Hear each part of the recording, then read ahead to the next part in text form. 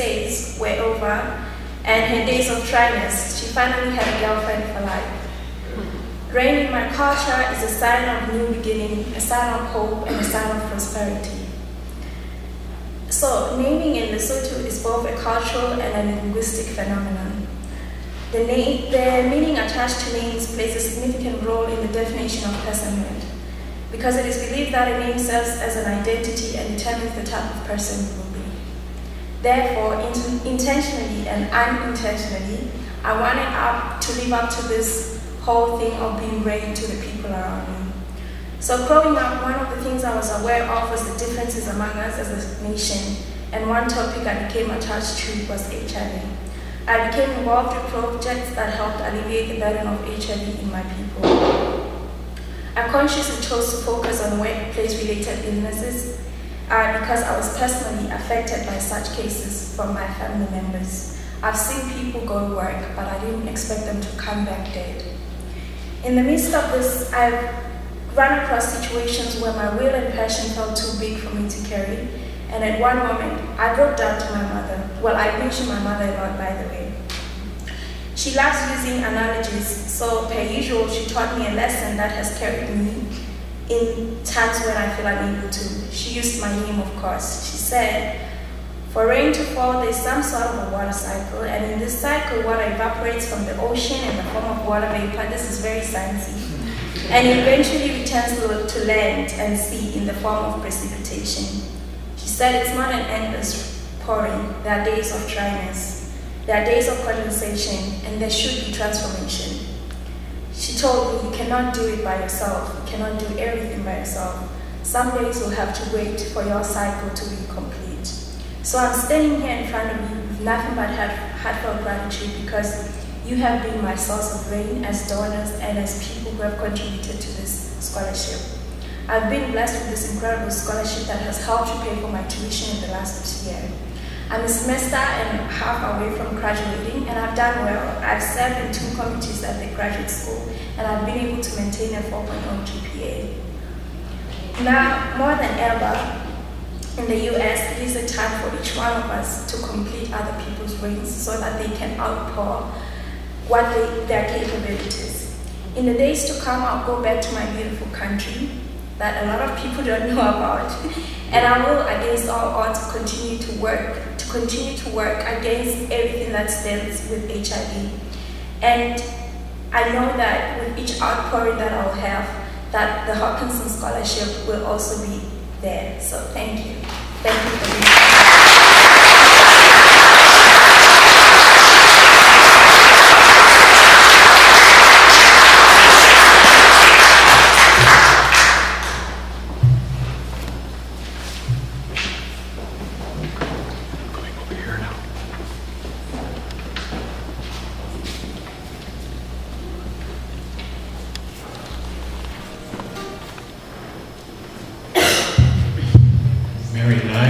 Mary and I are going to teach you a song, and just a little backstory on this.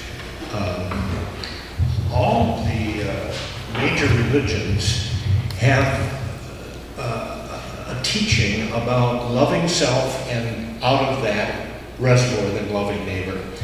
And the song I'd like to teach you is from the Christian tradition, and it comes from a jazz musician from New York City by the name of Eddie Bodmer. And musicians call, it's a very easy song, musicians call this an AABA song. So the first, the second, and the fourth line are the same. So once you've learned those words, you've got 3/4 of the song learned. So the first and second and fourth line go like this. Help me, Jesus, to love my neighbor as myself. Help me, Jesus, to love my neighbor as myself. Second line. Help me, Jesus, to love my neighbor as myself. Fourth line. Help me, Jesus, to love my neighbor as myself. You guys are amazing. Okay, the third line goes like this. She doesn't care about the color of your skin or what religion you've been in. She doesn't care about the color of your skin or what religion you've been in. One more time. She doesn't care about the color of your skin or what religion you've been in. Very good. Now, I'm going to sing it for you once. I'm going to get some moving room here. Okay. So when Eddie put a tune to those words, here's how it comes out sounding. Help me, Jesus, to love my neighbor as myself. Help me, Jesus, to love my neighbor as myself. She doesn't care about the color of your skin or what religion you've been in. Help me, Jesus, to love my neighbor as myself. Okay, sing it with me. I'll sing loud. Help me, Jesus, to love my neighbor as myself. Sing it again. Help me, Jesus, to love my neighbor as myself. She doesn't care about the color of your skin or what religion you've been in. Help me, Jesus, to love my neighbor as myself. We're going to do it one more time. You've got to be on your feet and sing it like you're a Vince kind of guy. You really believe this stuff. On your feet. Everybody.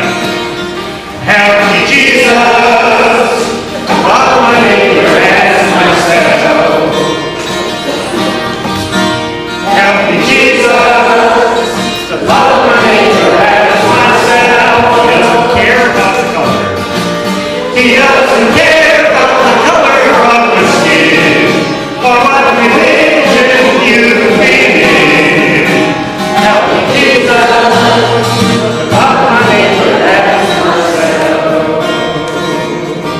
Thank you very much.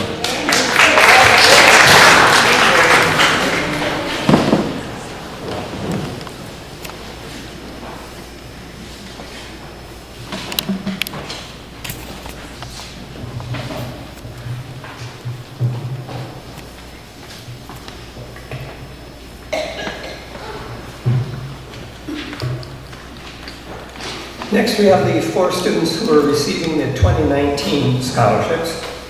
The 2019 Jacobson Scholar is Hannah Wadajo, who is a PhD student at the University of Minnesota.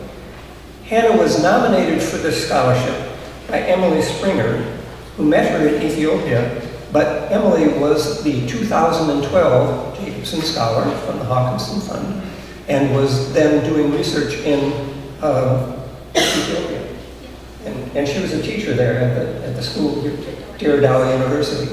So Ethiopia is now the second largest, in terms of population, second largest country in Africa, but nearly 2.5 million students of school age, potential students, are not able to go to school in Ethiopia because they don't have the $25 that it takes in order to have the basic necessities to go to school. Hannah, realizing this, created a crowdsourced initiative called Help a Child Go to School to support needy students in Diridao, Ethiopia. And last year, it supported 300 students in Ethiopia. This year, Hannah asked for her scholarship to come early so that she could use half of it to continue that program and has expanded the number, I believe, even further.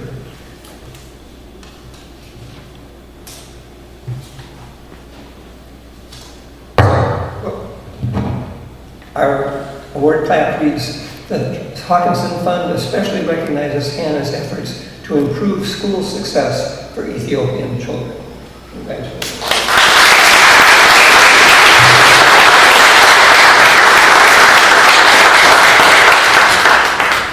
Thank you so much. I am honored and pleased to be a Jacobson Scholar. I would like to extend my gratitude to Hawkinson Scholarship organizers and supporters. I would like to say a few words about my background and my project. I was from economically disadvantaged family in Ethiopia, so I get support from different people from different walks of life. When I was in high school, I was in AGSP, Ambassador Girls Scholarship Program, which was part of Bush Foundation, but the program didn't work when I joined higher education. So it was really hard for me to unleash my potential as a law student. And when I was third year in law school, I met an American who was working in one of the international organizations in Ethiopia. She organized support for me and other 25 students. So at the night when she organized this program, she made us to make a promise to pay it forward for others. That thing still resonates with me. Pay it forward, not pay it back to the person who helps you.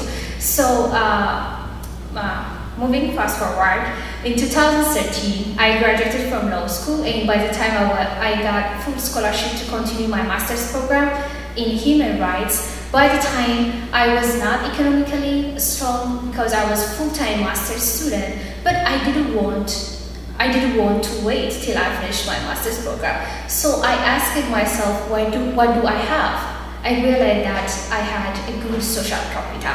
I was working in one of the well-known law firms in Ethiopia. I was also a part-time co-host in one of the national radio stations that raise awareness on legal issues. So I want to use this social resource, and with the help of my beloved husband, he was my fiancé by the time, yes, in 2013 we organized Help a Child Go to School campaign. So by the time we supported 14 students, and now we are supporting almost 300 students who are from economically disadvantaged families and can now go to school in Dwaydawa. That's where my husband and I were born and raised.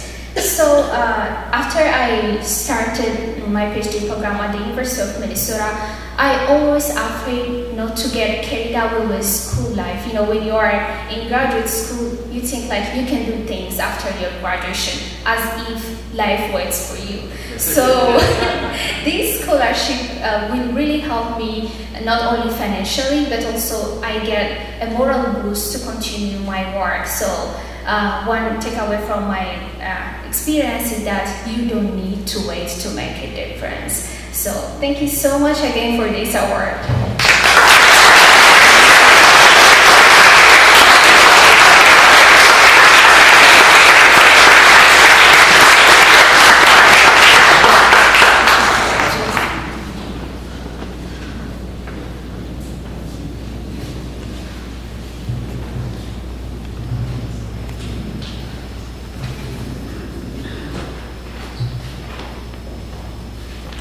Asma Adam is in her second year of medical school here at the university.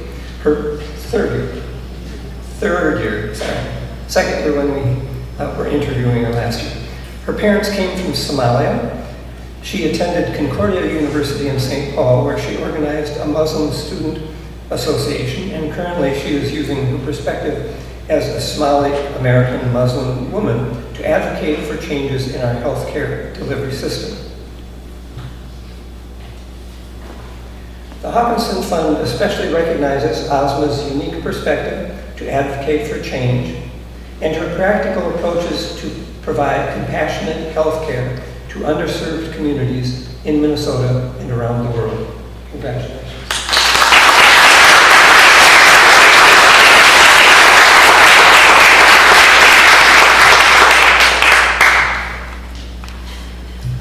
Good afternoon, everybody. Thank you all for being here. Just bear with me a little bit. I'm recovering from a cold, but I'm happy to be here. So I grew up in Fridley, Minnesota, and went to school there for preschool, middle school, and high school. I went to an Islamic private school there. And then after that, I went to Concordia University, which is a Lutheran institution, for my undergrad.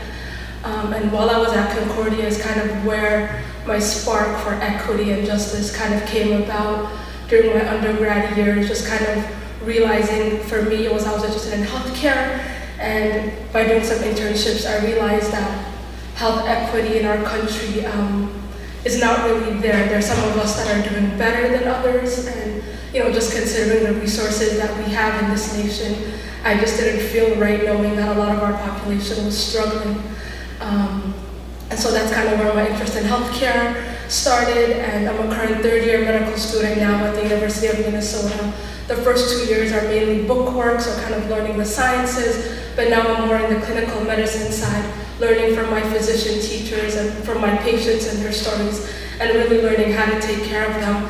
And I'm participating in a unique program that started at the U about 2 years ago, where 6 of us are selected to do our entire third year at Hennepin County Medical Center, which is our safety net hospital here in downtown Minneapolis, and really serving our most vulnerable population. A lot of concerns with immigration status, poverty, mental health, and realizing that in medicine, a lot of people focus on those issues once they've mastered the medicine and the sciences, and that's kind of an afterthought. But really learning both at the same time, where I'm developing my clinical skills with the idea of how do I best serve my patients and this population that might not have access to what we usually prescribe. How do we modify our treatment models and allow them to do what is convenient but also effective in managing their health care? And that's kind of where I'm at in my education for third year, and as well as fourth year of medical school. And I look forward to staying in the Twin Cities if they'll have me, and continuing to be a socially conscious physician here in the Twin Cities. And I really thank you all for your support and for your belief and for your investment in me. And I